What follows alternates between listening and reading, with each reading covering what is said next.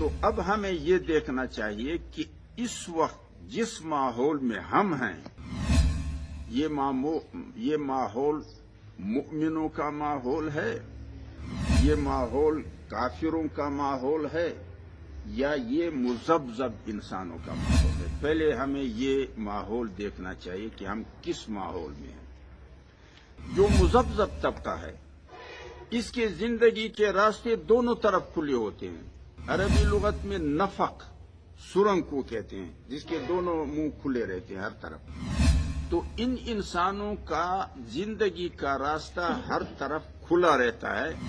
دیکھتا یہ ہے کہ مجھے مادی اور مالی مفاد کہاں سے ملے گا، مجھے مادی اور مالی عزت کہاں سے ملے گی، میں کہاں سے موت سے بچوں گا، میں کہاں سے فقر سے بچوں گا۔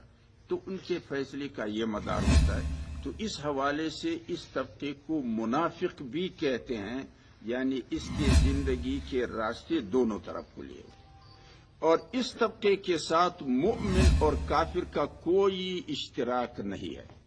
معاشرتی زندگی میں بھی کوئی اشتراک نہیں، اس لیے کہ یہ لوگ جھوٹ بولتے ہیں، یہ لوگ وعدہ خلافی کرتے ہیں، یہ لوگ خیانت کرتے ہیں، اور مؤمن اور کافر دونوں یہ چیزیں نہیں کرتے، تو کوئی شریک نہیں۔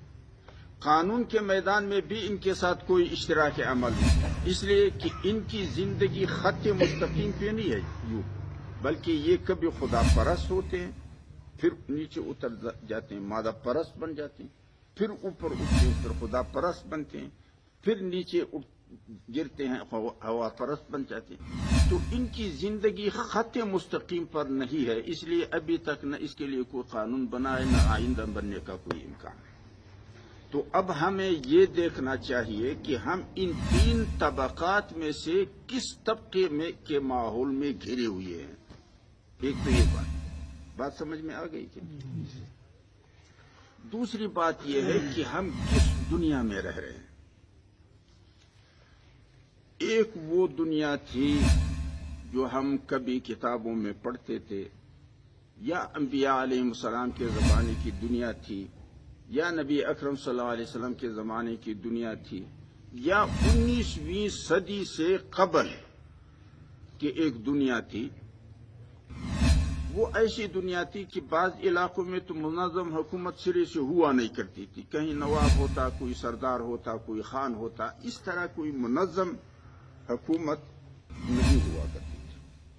اور اگر کہیں بھی کوئی بھی منظم حکومت ہوتی تو وہ شہری حکومت ہوتی۔ مثلا منگوچر میں ایک حکومت ہوتی، آگے جب قلات میں آپ جاتے تو پھر دوسری حکومت ہوتی، آگے سوراب جب جاتے تو پھر تیسری حکومت ہوتی، آگے پھر خزدار آپ جاتے پھر چوتھی حکومت ہوتی، کوئٹہ جاتی تو پانچویں حکومت ہوتی، پختون جاتی تو پھر ایک اور حکومت ہوتی۔ تو 19ویں صدی سے قبل کی جو دنیا تھی وہ دنیا تھی شہروں کی دنیا، شہروں کی دنیا، یعنی ہر شہر میں الگ الگ ریاست اور حکومت ہوا کرتی تھی۔ آج کی دنیا وہ دنیا نہیں ہے۔ آج کی دنیا پوری دنیا ایک شہر ہے۔ بات سمجھ میں آ رہی ہے؟ اور اس کو آج کے اصطلاح میں جو انگریزی میں استعمال کیا جاتا ہے وہ ہے گلوبل ولیج، یعنی کرۂ ارض اور اس کی جتنی بھی آبادی ہے یہ ایک بستی ہے۔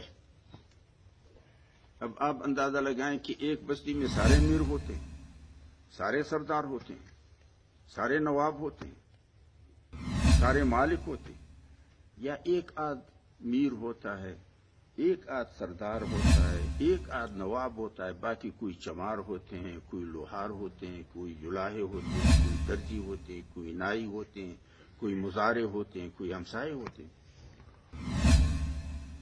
تو آج کی دنیا پوری دنیا ایک بستی ہے۔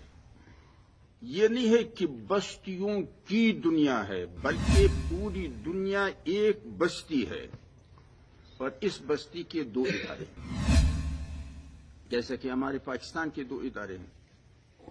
ایک ادارے کو جنرل اسمبلی کہتے ہیں. جنرل اسمبلی میں دنیا جہان کے جتنے بھی خطے ہیں جن کو ممالک کا نام دیا جاتا ہے، بنیادی طور پہ یہ ممالک نہیں ہیں، یہ جاگیریں ہیں جو اسٹیبلشمنٹ کو دی گئی ہیں. اور اس مختلف خطوں کے جو انتظامی یونٹس ہوتے ہیں، مثلا پاکستان کے حکومت کے نام سے یاد کیا جاتا ہے، اس کی نمائندگی ہوگی. افغانستان ایک حکومت کے نام سے یاد کیا، اس کی بھی نمائندگی ہوگی. ایران ایک حکومت کے نام سے یاد کیا، اس کی بھی نمائندگی. یعنی جتنے بھی خطے ہیں ان کے جتنے بھی انتظامی وحدتیں ہیں، ان تمام وحدتوں کا اس جنرل اسمبلی میں نمائندگی ہوتی ہے.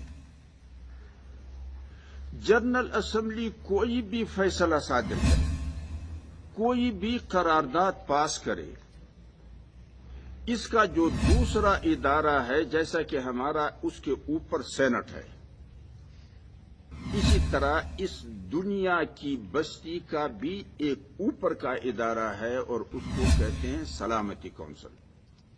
سلامتی کونسل کے 5 مستقل ارکان ہے جو ہر کی جنبد بجنبد نہ جنبد گل محمد. اگر جنرل اسمبلی کوئی بھی فیصلہ، کوئی بھی قرارداد پاس کرے، جب تک سلامتی کونسل کے یہ 5 مستقل ارکان میں سے ایک بھی اس فیصلے کو مسترد کرے تو وہ فیصلہ شمار نہیں ہوتا اور اس پر عمل نہیں کیا جا سکتا. بات سمجھ میں آ رہی ہے؟ تو اب آپ بتائیں کہ دنیا کے مالک کون بن گئے؟ یہ 5 جو سلامتی کونسل کے مستقل ارکان ہے، یہ دنیا کے باہر کا یعنی سمندر کا، بر کا یعنی خشکی کا، اور فضا کا، یہ 5 مستقل ارکان سلامتی کونسل کے یہ مالک بھی ہیں، یہ حاکم بھی ہیں. باقی سارے کوئی چمار ہیں، کوئی لوہار ہے، کوئی جلاحا ہے، کوئی درزی ہے، کوئی مزارے ہے، کوئی ہمسایہ. اب اس پہ ہمیں دیکھنا چاہیے کہ اگر ہم ایسی دنیا کے باشندے ہیں تو یہ جو ہماری مسلح تنظیمیں ہیں جو انسانوں کے خون بہاتے ہیں کسی بھی حوالے سے، لشکر کے نام سے، سپاہ کے نام سے، جند کے نام سے، سرمچار کے نام سے، مجاہد کے نام سے، طالب کے نام سے، القاعدہ کے نام سے، داعش کے نام سے، جو بھی نام اپنے اوپر رکھتے ہیں اور اسلحہ اٹھائی ہوئی ہے، آپ بتائیں اس جنگ کا فائدہ ان 5 میں سے کسی اور کو پہنچے گا؟ نہیں. یہ 5 اگر ایک دوسرے کا ہاتھ مروڑنا چاہیں اور اپنی بات منوانا چاہیں تو وہ اپنی فوج کو لا کے اس پہ لشکر کشی نہیں کر سکتے، ورنہ پوری دنیا بھگ سے اڑ جائے گی. وہ رضاکار برتی کریں گے ہم میں سے، اور پھر ان کو اسلحہ پکڑوا کر کے پھر اپنے بھائی ان سے مروائیں گے. تو ایک تو چاہے کوئی قوم پرست ہے، کوئی مذہب پرست ہے، کوئی کچھ بھی ہے، وہ ذرا ٹھنڈے دل و دماغ سے اس پہ سوچے کہ اس گلوبل ولیج کے جو 5 مستقل ارکان مالک بھی ہیں اور حاکم بھی ہیں، جنگ ہمیں فائدہ دے گا، جنگ ہماری ضرورت ہے، یا ان 5 میں سے کسی ایک کی ضرورت ہوگی، گردنیں ہمارے استعمال کریں گے. تو اس پہ ہمیں ٹھنڈے دل و دماغ سے سوچنا چاہیے. تیسری بات جو میں آپ حضرات کی خدمت میں گزارش کرتا ہوں وہ یہ ہے کہ جس ملک کا نام پاکستان ہے اور جس میں اس وقت ہم رہ رہے ہیں، یہ کون سا پاکستان ہے؟ یہ جناح صاحب والا پاکستان. جناح صاحب کے پاکستان میں اس خطے کا نام تھا مغربی پاکستان، اور جناح صاحب کا پاکستان 2 بازوؤں پر مشتمل تھا، مغربی پاکستان، مشرقی پاکستان. لیکن اگر آج اس خطے کو پاکستان ہی کا نام دیا جاتا ہے تو اس کا معنی یہ ہے کہ یہ بنا پاکستان نہیں ہے، یہ بچہ پاکستان ہے۔ سمجھ میں آ گئی بات کہ نہیں؟ اور یہ جناح صاحب کا پاکستان نہیں ہے، یہ یحییٰ صاحب کا پاکستان ہے۔ یہ 1947 کا پاکستان نہیں ہے، یہ 1971 کا پاکستان ہے۔ یہ وہ پاکستان نہیں ہے کہ جس کے لیے متحدہ ہندوستان کو دو قومی نظریے پہ تقسیم کیا اور پاکستان کو تخلیق کرنے کے لیے بنیاد مسلم قومیت کی۔ یہ وہ پاکستان نہیں ہے، بلکہ یہ وہ پاکستان ہے کہ جو متحدہ پاکستان کو تقسیم کیا گیا دو قومی نظریے پر۔ بنگلہ دیش الگ کیا گیا نسلی قومیت کی بنیاد پہ، یعنی بنگلہ نسل کی بنیاد پر، اور مغربی پاکستان کا 1 یونٹ بنا کر کے، ایک وطن بنا کر کے وطنی قومیت کی بنیاد پہ اس کو بچایا گیا۔ تو یہ متحدہ پاکستان کے توڑنے کے لیے جو دو قومی نظریہ استعمال کیا گیا، ایک نسلی قومیت کا، دوسرا نظریہ وطنی قومیت کا۔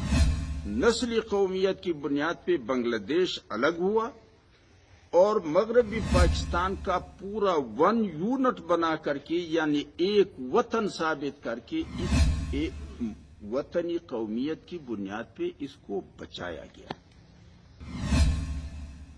تو آپ ایسے پاکستان میں رہتے ہیں، اس پہ بھی آپ ٹھنڈے دل و دماغ سے سوچیں اور غور کریں کہ آپ کا جو وطن ہے جس کا نام پاکستان ہے، یہ کون سا پاکستان ہے۔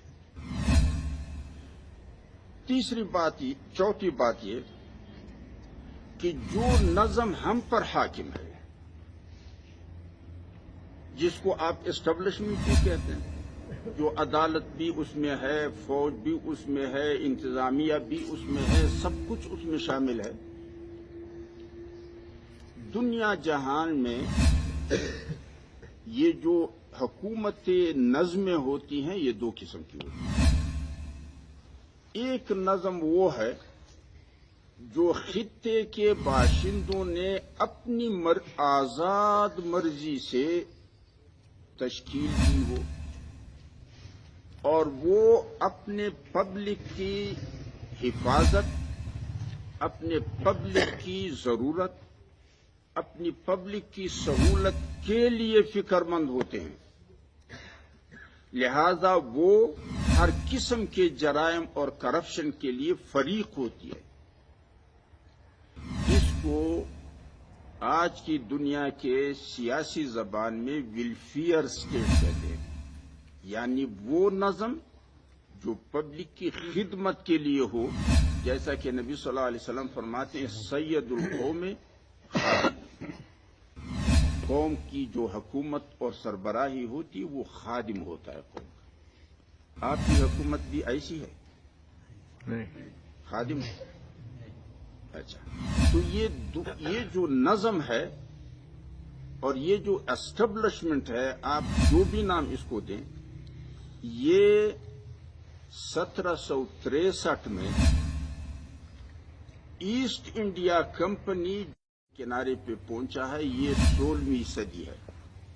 16ویں صدی عیسوی میں ایسٹ انڈیا کمپنی انڈیا کے بارڈر پہ آ گئی تھی، متحدہ ہندوستان کے بارڈر پر، اور 1763 میں انہوں نے اسٹیبلشمنٹ تشکیل دی۔ اس لیے کہ اس زمانے میں چونکہ سکہ سونا تھا یا چاندی تھا، یہ نوٹ ووٹ یہ نہیں چلتے تھے، اور پھر اس زمانے میں ہر تجارتی کمپنی کو اپنا سکہ چلانے کا اختیار تھا، کیونکہ سونا تھا تو وہ سونے پہ اپنا مہر لگا کر کے چلاتے۔ اور دوسری بات یہ کہ ہر تجارتی کمپنی کو اپنی عدالتی نظم اور حفاظتی نظم تشکیل کرنے کا، اور کمپنی کے